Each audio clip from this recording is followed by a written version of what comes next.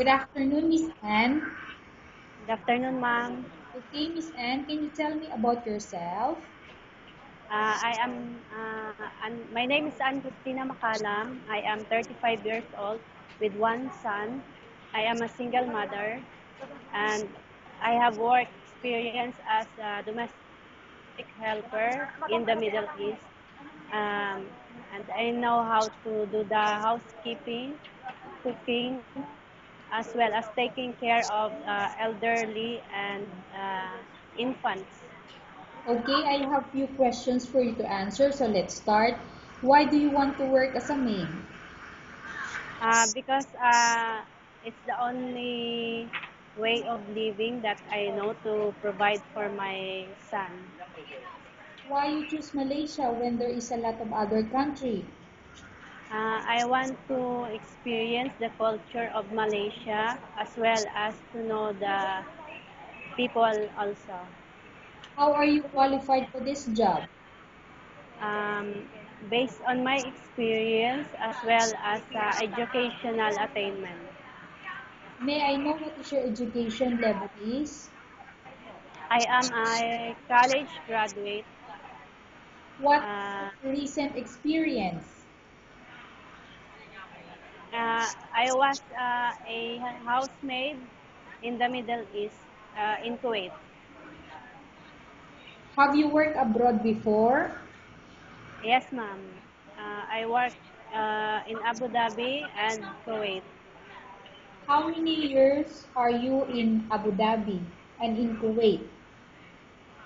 I was 1 year in Abu Dhabi, 3 years in Kuwait, and another almost 2 years in Kuwait also. Okay. Do you have experience of taking care of baby? Uh, I have my son, so I have the experience to take care of him from infant until he was 1 year. Okay. What about elder or older people?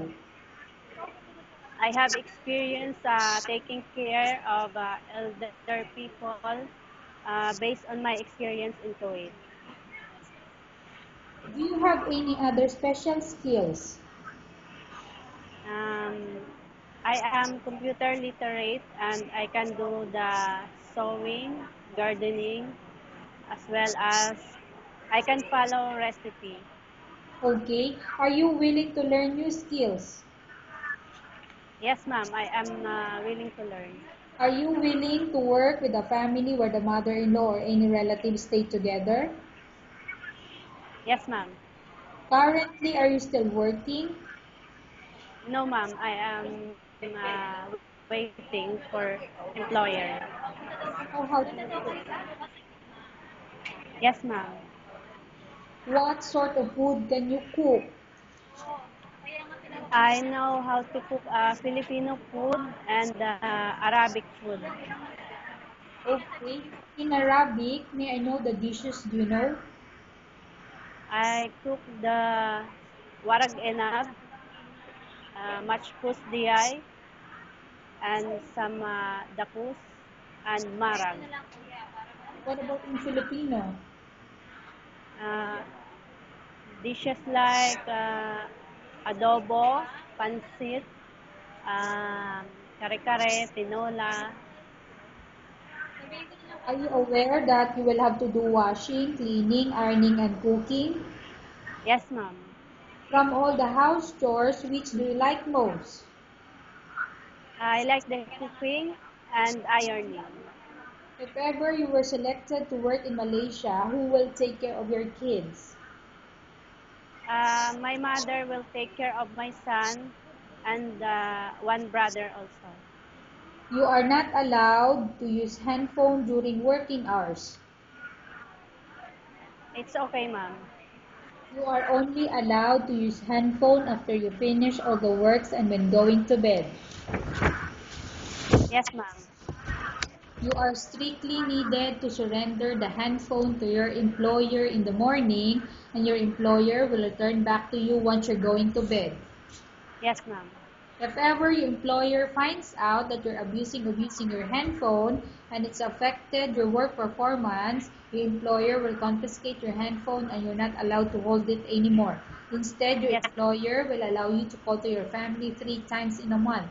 You're only allowed to bring normal phone and you're not allowed to bring smartphone. Are you agreed for the terms and condition? yes, ma'am. Are you agreed to the rules and regulation for the handphone? Yes, ma'am. How many years is the contract as you agreed and understand? It's 2 years, ma'am. Can you describe for me your ethics or your attitude? I am hardworking, willing to learn, and can work with minimum supervision. How can you assure to us that you will work hard in Malaysia? I have a son to provide, so I need to work hard. Can you promise not to use the telephone without the permission of your employer? Yes, ma'am. Can you promise not to put on makeup but to dress properly while work? Yes, ma'am. Can you promise not to invite friends and relatives without the consent of your employer? Yes, ma'am. Can you promise not to ask for advance salary from your employer under any circumstances? Yes, ma'am. Do you really understand of the rules and regulation of the agency? Yes, ma'am. Do you pay any placement fee for you to come to Malaysia to work as a maid? No, ma'am. Do you have any history of sickness, example breast cancer or any other illness? No, ma'am. Do you suffer from any skin diseases, allergy or physical defect? No, ma'am. Have you suffered from any serious illness? No, ma'am. Have you undergone any operation? Yes, ma'am. It's the C-section for the delivery of my son. Okay, so you are a cesarean. Yes, ma'am. Are you medically fit? Yes, ma'am. Are you in any medication? No, ma'am. Are you allergic with any food?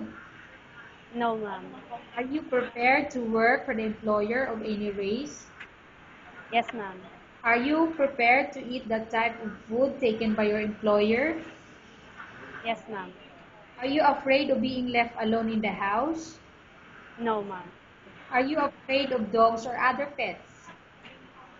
No, ma'am. Can you promise to work according to instruction from your employer? Yes, ma'am. Do you have any immediate family working in Malaysia? No, ma'am. Okay, Miss Anne, we have finished our question section. Let's go to case study. I have a case study for you and I want you to answer me truthfully. On arrival in Malaysia within 6 months, if ever any of your family members pass away, what will you do? Will you continue to work till finish your contract or you will go back? I have to stay to continue working so I can provide financial assistance to them. Tell us about yourself and why do you want to work in Malaysia as domestic helper?